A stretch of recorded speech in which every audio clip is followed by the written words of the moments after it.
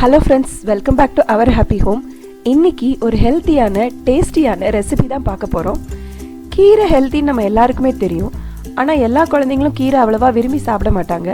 But இந்த மாதிரி நீங்க செஞ்சு கொடுத்தீங்கன்னா கீரை பிடிக்காத குழந்தைங்க கூட கண்டிப்பா விரும்பி சாப்பிடுவாங்க. வாங்க நம்ம வீடியோல போய் பார்க்கலாம்.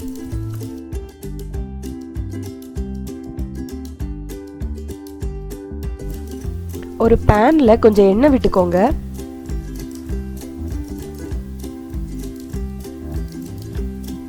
எண்ணெய் சூடானதும் அதுல பொடியை நறுக்கி வச்ச இஞ்சியும் பூண்டும் சேர்த்துக்கோங்க.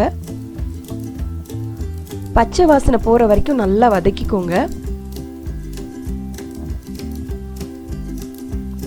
அப்புறம் ஒரு வெங்காயம் பொடியை நறுக்கி வச்சது சேர்த்துக்கிறேன்.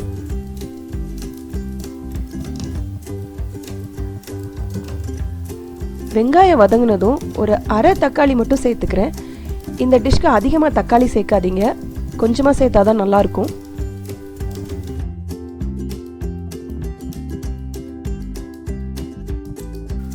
தேவையான அளவு உப்பு சேர்த்துக்கோங்க.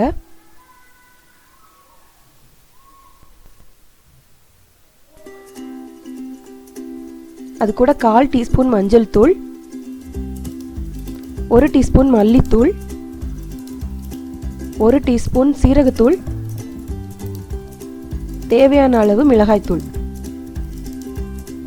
இது எல்லாம் சேர்த்து நல்லா வதக்கிக்கோங்க. எல்லா மசாலாவும் பச்சை வாசனை போற வரைக்கும் நல்லா வதக்கிக்கோங்க.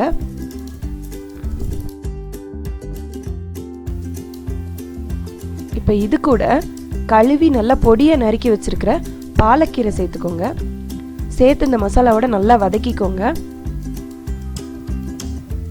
கொஞ்ச நேரம் ஆனதும் இந்த கீரை நல்லா சுருங்கி கம்மி ஆயிடும். மூடி வச்சு ஒரு 2 நிமிஷம் வேக வச்சுக்கோங்க.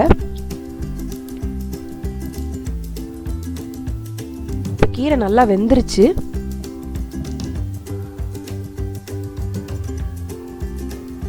இப்ப இது கூட உதுத்து வச்ச பன்னீரை சேர்த்துக்கிறேன்.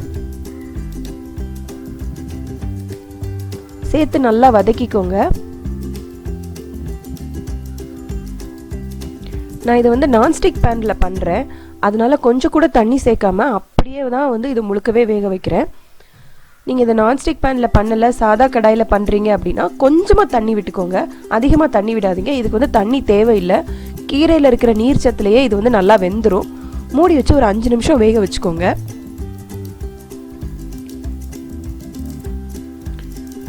இது கூட ஒரு 1/4 டீஸ்பூன் கரம் மசாலா சேர்த்துக்கோங்க. கரம் மசாலாவை கடைசியா சேர்க்கும் போது ஒரு ஃப்ளேவர் நல்லா இருக்கும். கரம் மசாலா சேர்த்ததுக்கு அப்புறம் ஒரு 2 நிமிஷம் வதக்கிட்டு ஸ்டவ் ஆஃப் பண்ணிடலாம். இது சாதத்து கூடயும் சாப்பிடலாம், சப்பாத்தி கூடயும் சாப்பிடலாம். நான் இன்னைக்கு இதை ஸ்டஃபிங்கா வச்சு சப்பாத்தி ரோல் பண்ண போறேன். வாங்க பார்க்கலாம். ஒரு சப்பாத்தி எடுத்து அதுல நம்ம செஞ்சு வச்ச அந்த பாலக் பன்னீர் புர்ஜி ஒரு 2-3 ஸ்பூன் எடுத்து வச்சுக்கிறேன்.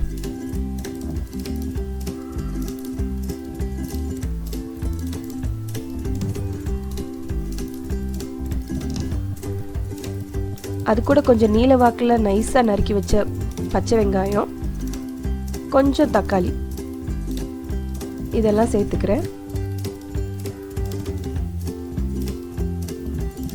அப்படியே அந்த ஸ்டஃபிங்கோட சேர்த்து ரோல் பண்ணி வச்சுக்கிறேன்.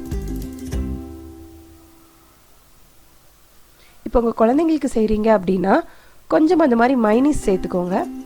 குழந்தைங்களுக்கு பிடிக்கும் அப்படின்னா சேர்த்துக்கோங்க. அதே மாதிரி நம்ம பாலக் பன்னீர் புர்ஜி கொஞ்சமும், ஆனியன் கொஞ்சம், தக்காளி கொஞ்சம் வச்சுக்கிறேன்.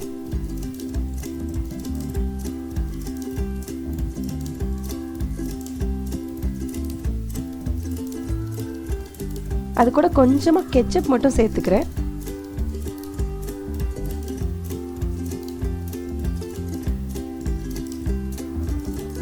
அவ்வளோதாங்க.